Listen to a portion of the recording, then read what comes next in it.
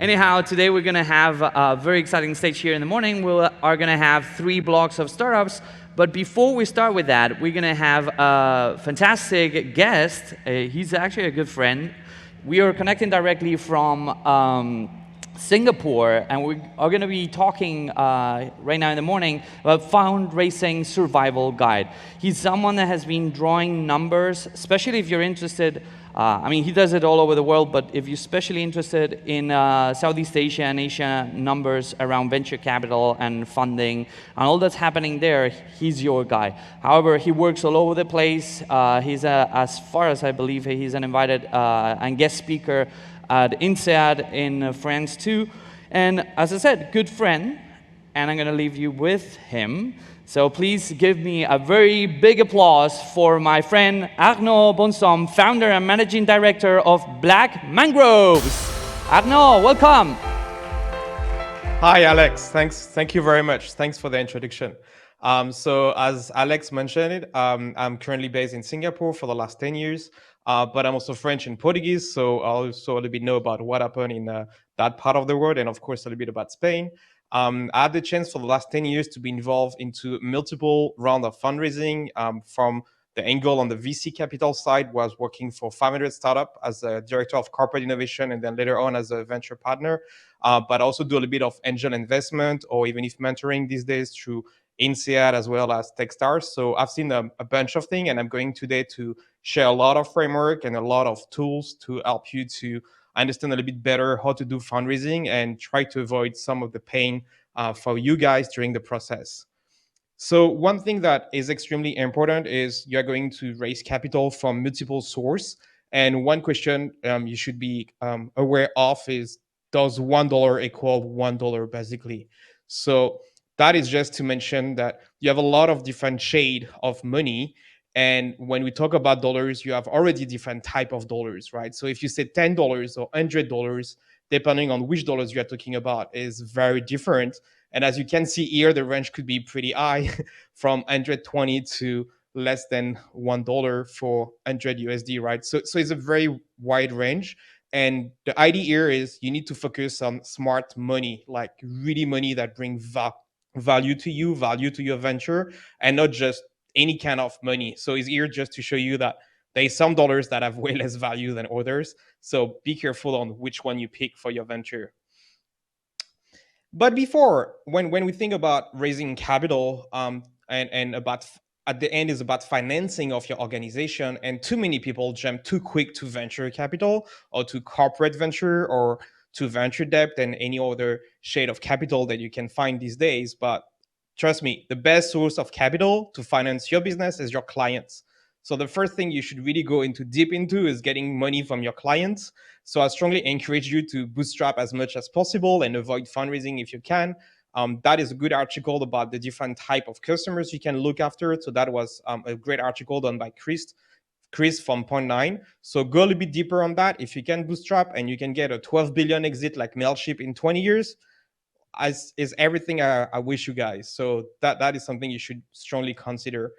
And that journey would be extremely challenging. And even if companies that we feel have been quite an easy path, you look at Airbnb, they have massive challenge. In 2008, they make 8 times more money from selling cereals than their own business. So that have been an extremely difficult journey for them. But look, resilient founders at the end of the day find their way to the path of success.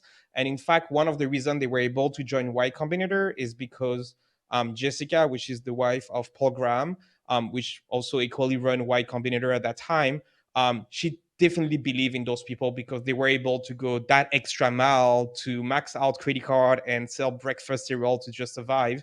So there's different way to get financing for your business, and sometimes you go to those very extreme path, but don't stop and really work hard to get there.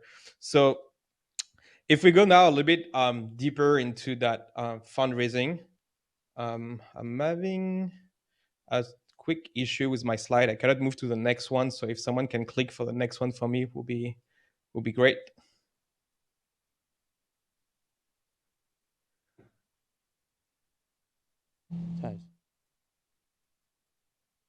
abrir una especie de mini catering de bollo.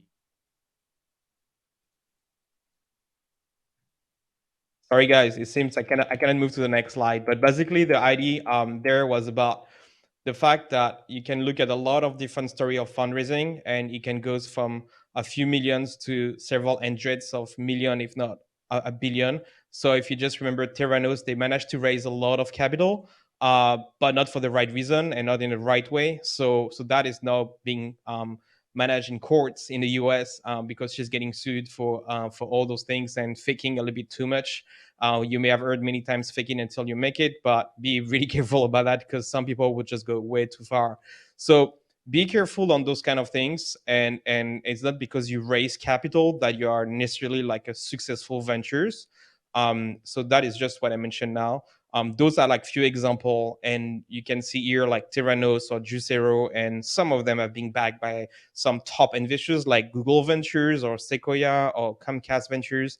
Again, it's not because of the amount of money or the brand name of the VC that invests in those companies that means is a success.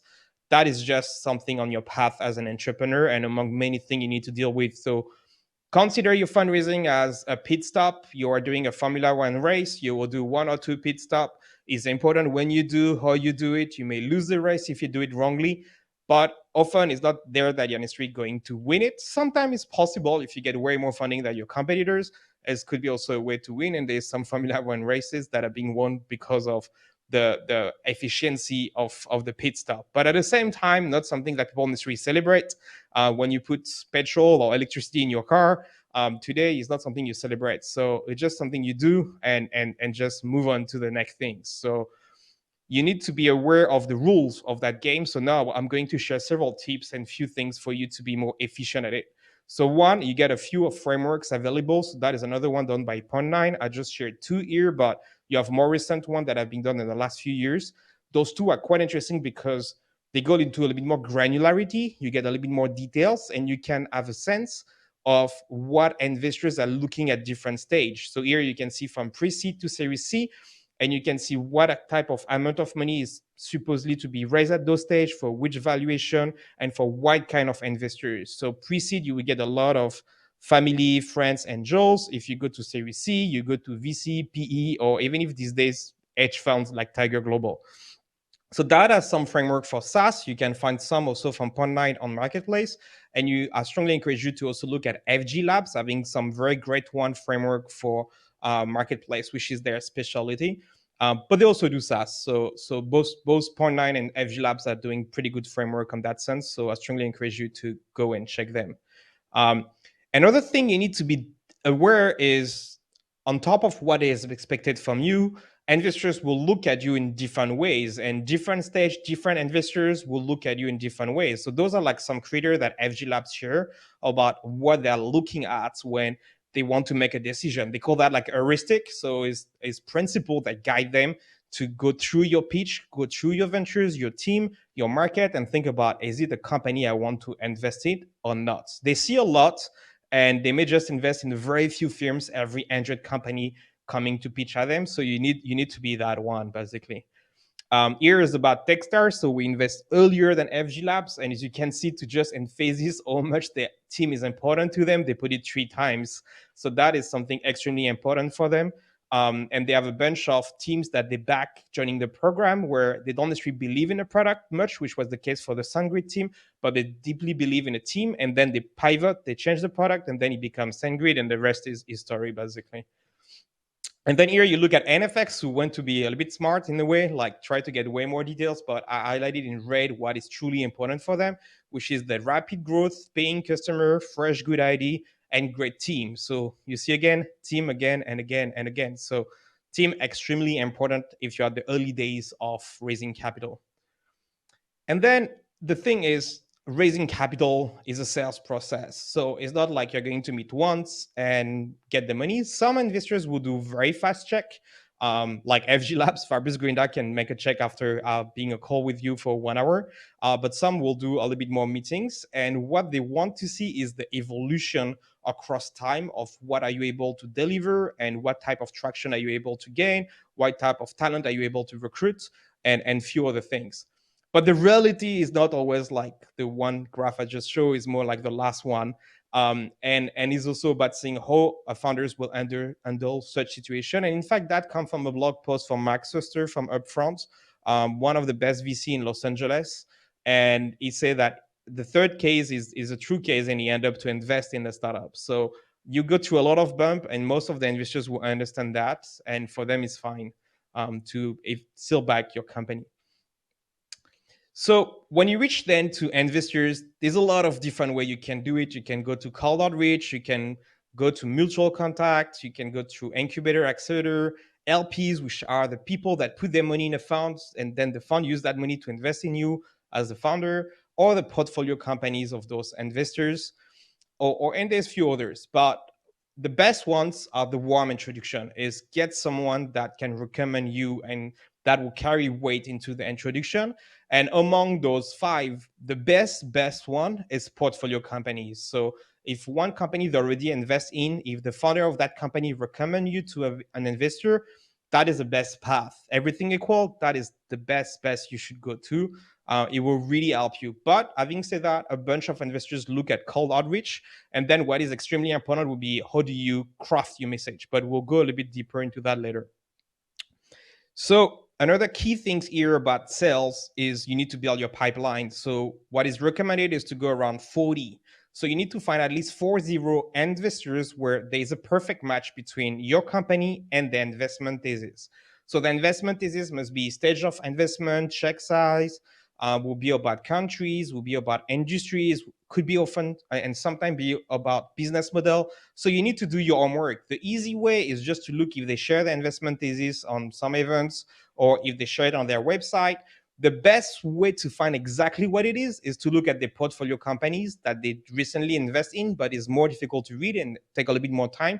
But that will give you a sense about, does your company is similar than the last few they did? If yes, then is a higher likelihood they will invest, and at least they have the ability to invest. No point to come and pitch a VC in the US if that VC cannot invest in Spain or in Portugal due to his agreement with these limited partners. So you need to be careful about that to don't waste your time, and be aware that then the process take a little bit of time, and you need to go through different steps and different approval, and the later stage of funding you raise, the longer it will take for you guys. So you need to be careful of that too. And I'm sorry, but I cannot click on the next slide again, so if you can do it for me, would be great. The thing here is that you shouldn't go raise only when you have 3 or 6 months of capital. That is a very often advice that people give, is like, hey, go fundraising when you only have 6 months left. Don't do that. Start to build relationship way before. Start to build relationship when you don't need the money. That puts you in a way stronger position where you don't have to ask for something.